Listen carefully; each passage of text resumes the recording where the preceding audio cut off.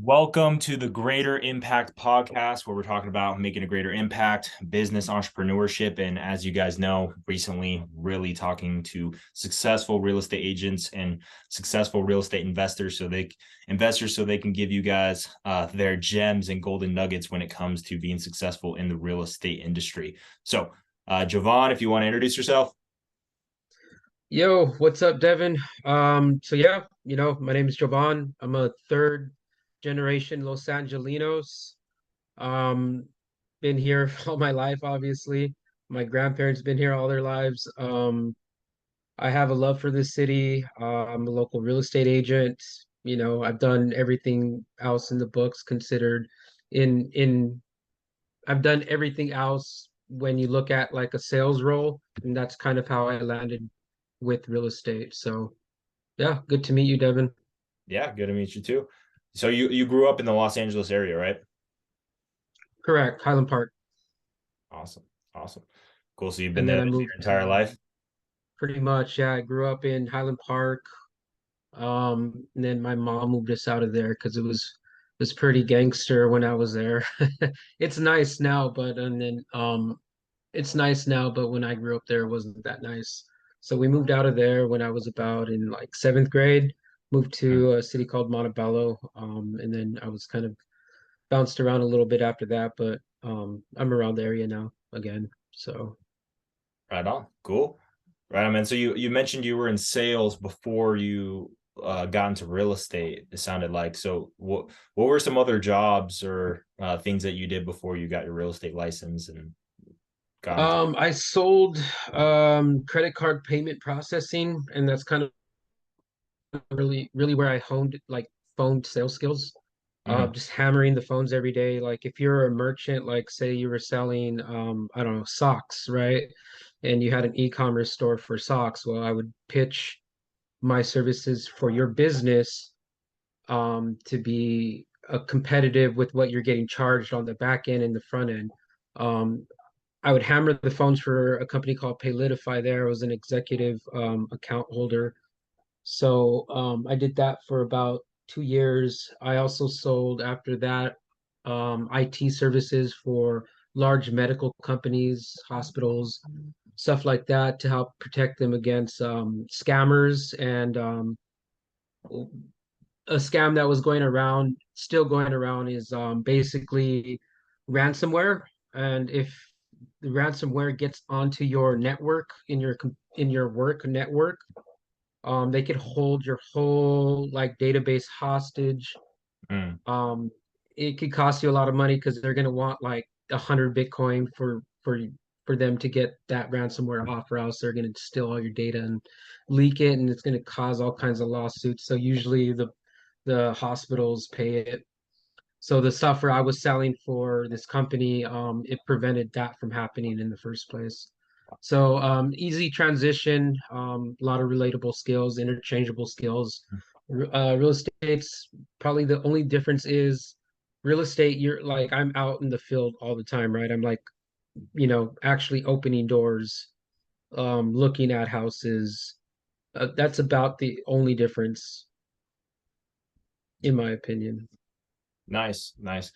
Do you enjoy that aspect of like being out and about and in the world and in Los Angeles, checking out I different. love it. You love it? Oh, dude, I love it. Yeah, it's great. I mean, I get to meet all kinds of like crazy dope people. All my clients, they're from different walks of life. I one of my clients is like, I'm not gonna name his name, but he plays in some pretty like big name rock bands. He's looking in the Silver Lake area.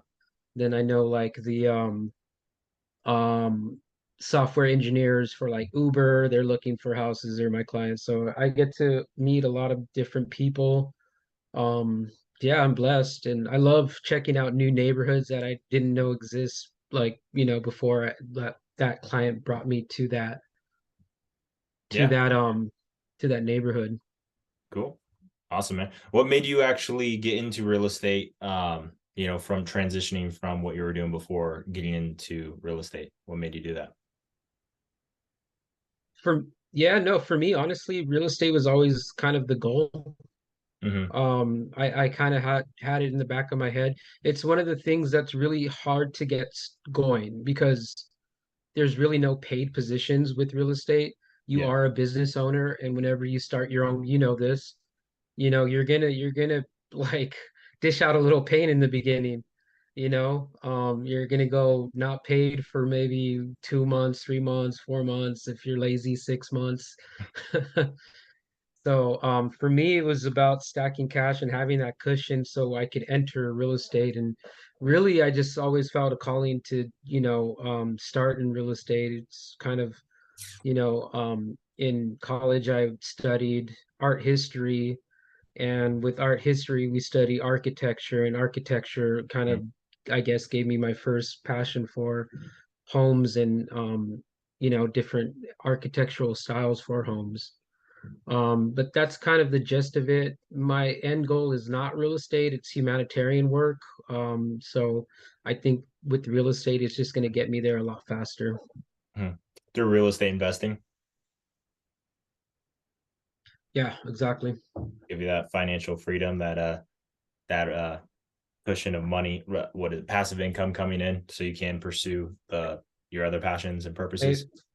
hey, man, Batman wouldn't be Batman without Bruce Wayne, right?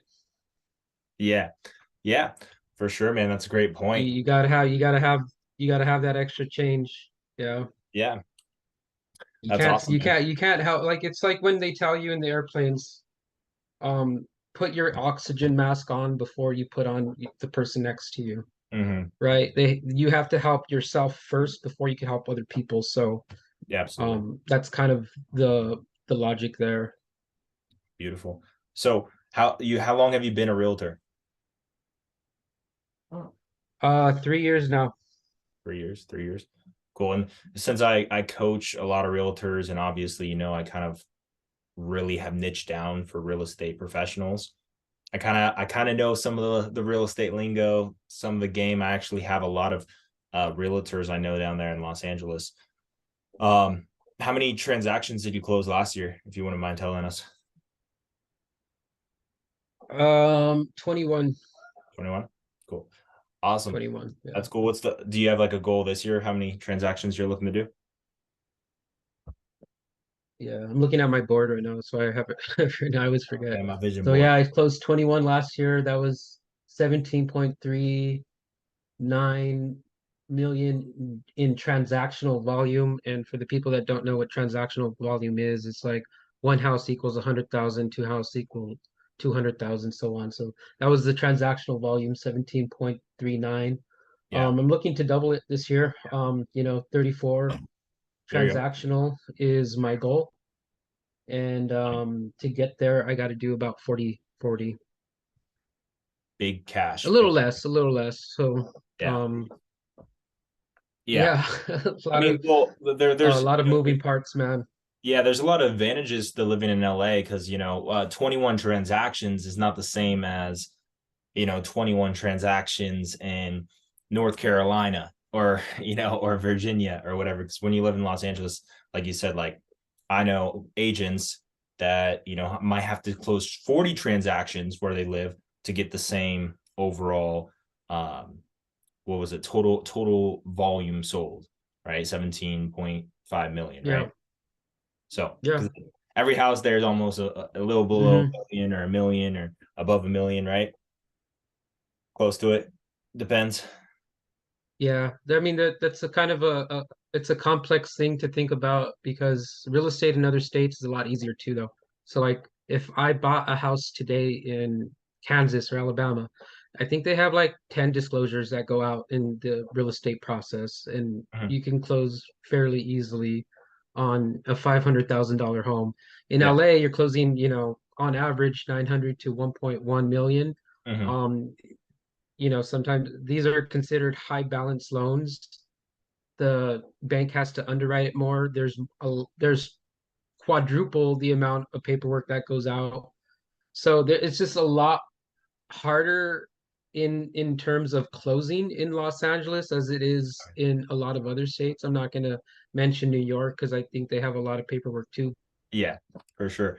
For Yeah. me, like considering moving back to California, I'm considering either I lived in San Jose for a little close to 3 years, and I lived in LA for a year for my business because I, specifically target real estate professionals. Uh, Um, how is like how many agents or investors do you see in the Los Angeles area? Like, is it a booming area as far as like people that actually work in real estate in LA? there's tons. Yeah, there's tons. I mean, a lot of people are falling off within the last 4 or 5 months because the market got tougher and it's we were all babied, I feel like, for the last 2 years. There was an endless amount of buyers on the market that needed help buying a home. So Mhm. it was very easy. And for the agents that didn't really hone their skills during those 2 years and didn't learn kind of fundamental sales skills or didn't like really hold themselves accountable to really digging in deep into how their business operates. There a lot of them are exiting and doing other things now. But with that said, there is still a lot of agents out there in LA and surrounding areas. There's a tremendous amount of investors. Like I can pull up my call log right now and I could probably like pitch you 10 different investors for 10 different types of properties they want. Beautiful, beautiful. That's awesome, man. And like getting into that, like when it comes to investing, when did you start getting into investing and how did you go about it? I mean, very recently, I mean, I have very humble beginnings, man. My mom was a single woman, single mother, who Mhm. worked 3 jobs, so I grew up with like no money. And when you grow up with no money, it's very hard to get started with very like starting a business is very hard, right? Because you don't have any capital, let alone real estate investing. So Mhm. this year is when I finally have some wiggle room to actually start acquiring some properties of my own. Fire, And I fire. learned it by one, working in real estate, but two, just educating myself nonstop on a lot of things, you Mhm. know, private money, raising capital, hard money loans, joint venturing, and just networking.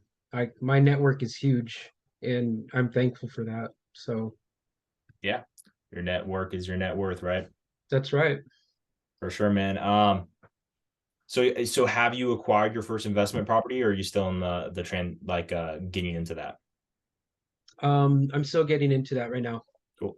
What it, So so there because there's a lot of I mean I have a wide audience. A lot of different people are going to watch this, but specifically the people I'm going to be sending it to, and considering mhm. people are watching this for the most part are going to be in a similar position to you, either thinking about getting into investing. Maybe they haven't thought about it, and so now this is enticing them to think about it more and the benefits of it. So you can mention some of the benefits of the reasons why you'd want to get into investing.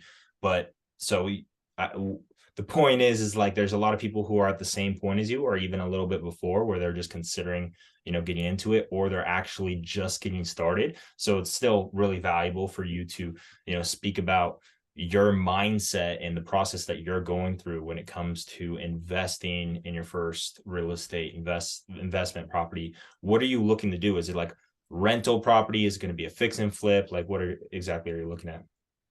It's most likely going to be a fix and flip probably next month. I've already helped out a lot of investors help them acquire that project Mm-hmm. house that made them, 100,000, 120,000, whatever, ROI they made. I've been making other people money and it just I'm glad that I'm able to do that, right? But at the same token, it's like I need to be doing that. Mm-hmm. It's like, we need to rip the band-aid off the wound and just, we need to sear it up and press forward on that because there's money out there and it's it might as well be yours or mine or somebody, it might as well stay with my house with my family too. So yeah, if it takes more experience and capital. It does take capital obviously, right? But if you have a big enough network, you can joint venture with somebody on your first one, especially somebody that has already done like maybe one or two deals. So you could get better terms on like a hard money loan. Hmm. And you can kind of do the whole process a little more smoothly than you would on your own. Hmm. For sure, for sure. Yeah. So, my question for you, for me, this is a personal question. Um, because I definitely do plan on getting into real estate investing. My mindset, like, dude, you can't believe how often I get pitched by realtors because I'm probably one of the most persistent follow-up guys. Like I crush it on certain I parts. see it. Yeah. Yeah, I see it. Um, so they're like, oh, you should get into real estate, be a realtor, blah, blah, blah. Like, I already did that. I was getting my real estate license right after high school, and I didn't want to do real estate because I was doing it just for the money. And I didn't have the passion and also the expertise that I had when it came to fitness, nutrition, and helping others through that. And so I've been going all in on that the last 4 or 5 years. And so I Nice. definitely do plan on getting into real estate, but it's not going to be working in real estate as a realtor. It's going to be as an investor, right? Which is where, Hmm. from my experience of talking to people, is where most of the money is made is through real estate investing. Um, what how much time, that's my main concern, how much time does it actually take? Let's talk capital and time, what and network, and knowledge. What are the different things that you need when you're considering getting into real estate investing? If it's going to be a multifamily, if it's going to be, buying a duplex, fourplex, or if it's going to be, doing a fix and flip. What are, the capital, what is the capital you're kind of looking at? What is the kind of network or knowledge that you need to have, and how much time commitment on like a, monthly basis do you think that's going to require? It really depends. Yeah, of course, for sure. So let's take, I don't know, let's take Los Angeles for example, right? If Mm, you want to do, just let's keep it basic, a fix and flip in let's see, like Jefferson Park neighborhood, that's like 90036 or something. It's close enough to like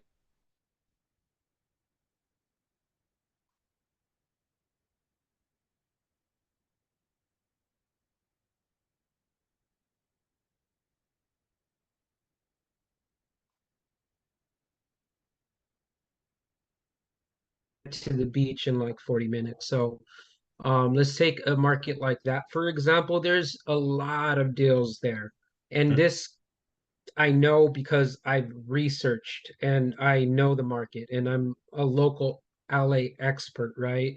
mhm. So I think your first step would be to learn who you want to work with, right? Do your due diligence on hiring a real estate professional to help you with this process and vet them. Ask for their track record. You asked me how many deals did I close? Out of how many deals, if you're interviewing an agent, how many of those deals did you close that were actually um, cash positive projects? Don't be scared to ask them those questions. Um, Capital, it depends. Honestly, if you already have it, then you don't need to wait, right? You Yeah. can get a hard money loan pretty quickly. So if you already have, let's go work backwards a little bit. For a fix and flip in Jefferson Park, right? Acquisition can be about, let's say, 680,000. And this would be for like maybe a 3-2 around 1,200 square feet. You would need to come in for maybe your first one, 10% if you joint venture with somebody like me or somebody in my network. $68,000 for the down payment. 68,000, maybe some closing costs, another 10,000. So you're looking at maybe having total capital 78,000. You can close on that house if you have that capital within 3 weeks, max four. On the really rush side, 2 weeks. Uh, I don't really recommend it. It's really fast. It's going to go like that. You want to get your inspections in there. You want to do your due diligence. You want to get your contract in there, get Hmm. some bids going, kind of map out what you want to do with the house so you can have a smoother project once you acquire it. Rehab usually takes 2 to 3 months, and then the resale will take another 1 to 2 months. So you're looking anywhere between 3 to 4 months to get Hmm. your money back and make some profit. Nice, nice. Yeah, I have a Yeah. friend is doing his first fix and flip. Um, so yeah, and he's doing exactly everything you're mentioning. And then I interviewed, if you want to check it out, I don't know if I already sent it to you, a real estate investor. Um, he makes multiple seven figures a year, millions a year from fixing flip as a business, right? Just so fixing and flipping like all month, all like just running it as a business. And so it's really cool to hear how he's Uh-huh. doing it. Nice.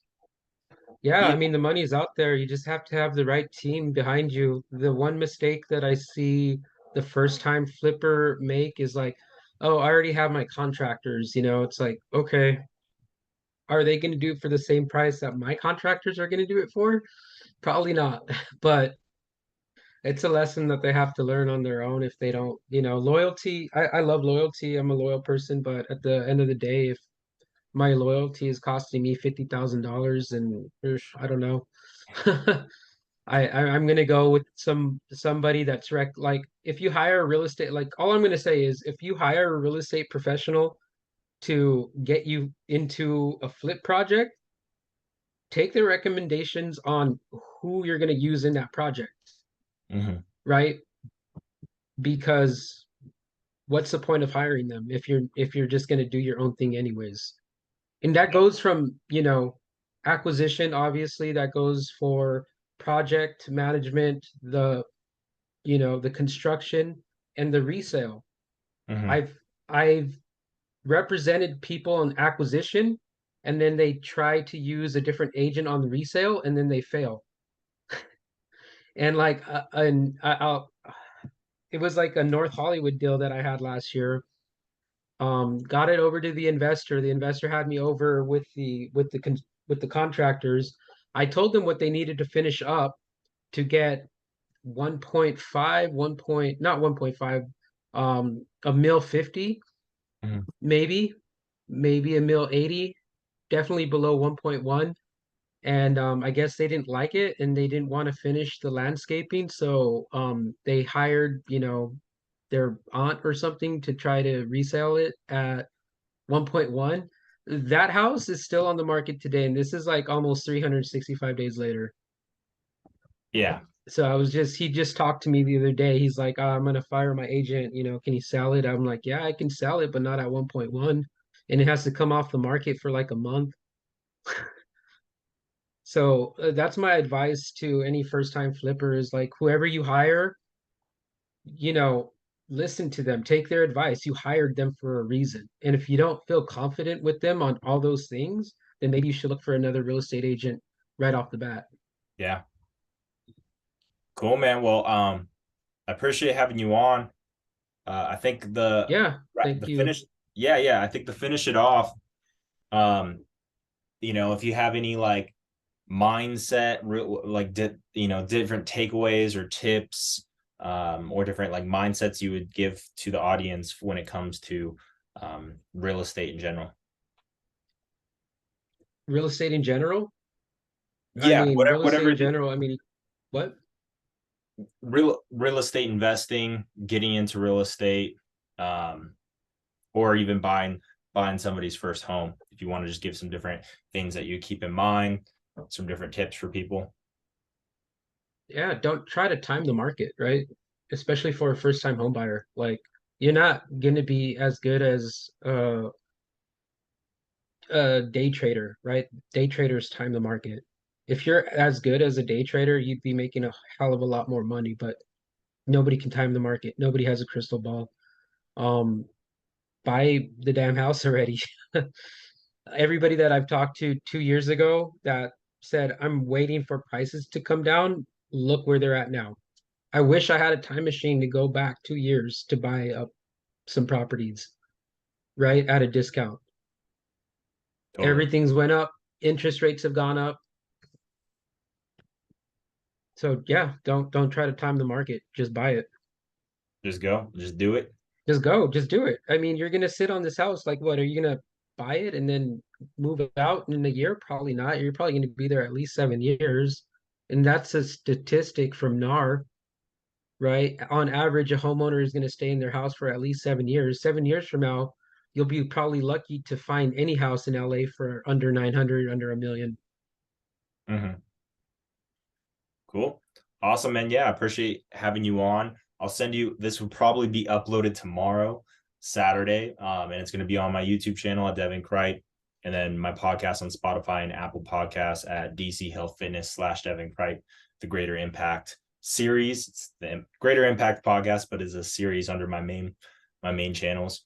So yeah, man, appreciate having you on. If you want to shout out any social media networks you want people to follow, if you want to shout out, your social media, or you want to shout out your business, um, so people can stay connected or reach out to you if they're interested in moving to Los Angeles or anything like that. I know I'm breaking up. Can you hear me? Yeah, Yeah. I can hear you. Yeah, you were breaking up a little bit, but I got the gist of it. You could follow me on my Instagram. I'm pretty active on there at the Jovon Yanez, JOVONYANEZ. I post funny stuff, and you could see me walk some distressed properties and some luxury properties. So, yeah, follow me there. Awesome. Cool, man. Yeah. And you can message me that so I can put it in the description for people who want to follow you on Instagram and stay connected with you. Cool, man. Appreciate having you For on. sure, Devin. Yeah, looking forward to talking to you here soon. And I'll talk to you. Yeah, I'll talk to you soon, man. Have a great day. All right, Devin. Peace out. Peace out.